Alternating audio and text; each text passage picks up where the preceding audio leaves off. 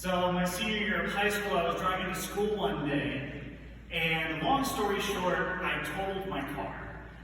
It involved a crushed 2004 Dodge Intrepid and my neighbor's mailbox being blasted 50 feet in a different direction. In all of this, I was not scared of the neighbor whose mailbox I destroyed, nor was I scared of the policeman that came soon after. But I was terrified of my dad's reaction. I was mortified on what he was going to say. And then, as my dad comes, he sees the crushed bumper of the car, looks at me, looks back at the car, and looks at me. It just says, I will never forget these words. He just looks at me and goes, I've done worse. Do you want to go to Bob Evans? I love that story, and the reason that I bring it up is it brought me to these readings.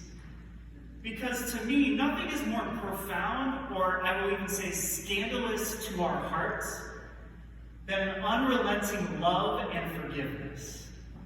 I say that because the reason I was terrified of my dad in that moment was because I thought he was going to say everything that I was saying to myself. You're a horrible driver. How could you let this happen?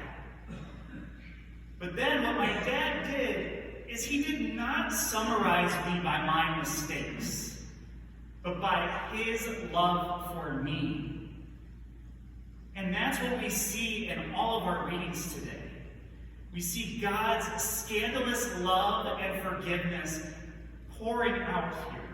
From Noah to the gospel where we see Jesus can begin his ministry, and to our letter from Peter, who shows the result of Jesus' ministry. This unrelenting love, this forgiveness, that despite generations upon generations of faults, God's love persisted. So much before crucifixion, he loved us so much, repaying an unpayable debt.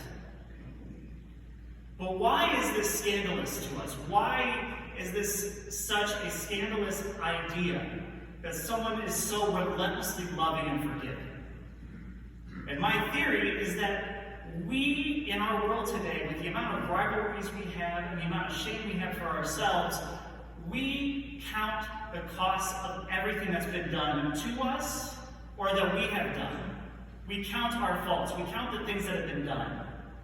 And very often when we come to other people, just like I thought about my dad, we expect that same shame to be given to us.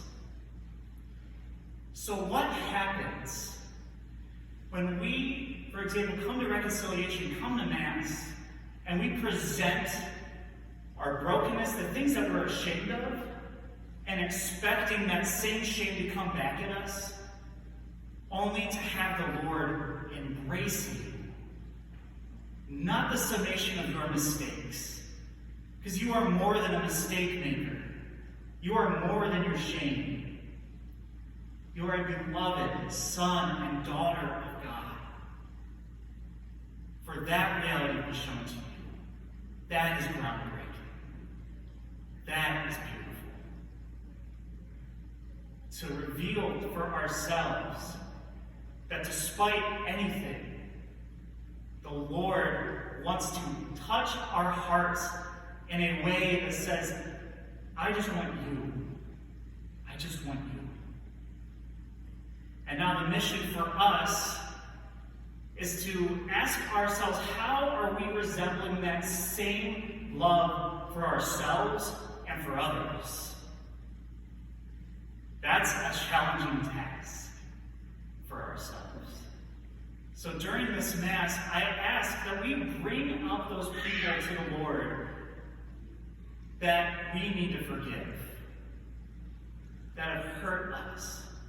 And if we need to put ourselves in the mix, please forgive yourself in this. This may be the start of your journey of forgiveness, but it's important to remember, forgiveness is not forgetting what has happened to you. But you are denying the fact that what has happened defines who you are. Think back to Jesus meeting the apostles right after his resurrection. He meets the apostles in the upper room, wounds and all, and says, "Peace be with you." He didn't come to them in a judgmental way. He didn't say, "Guys, what the heck?" He goes to the people that denied him, the people that left him, and says, "Peace be with you." Again, not summarizing them by what they've done, and not judging them by what they've done to him, but seeing a beloved child in front of him. So, my friends, let us not be counters of our shame, but be a testament to the one who loves.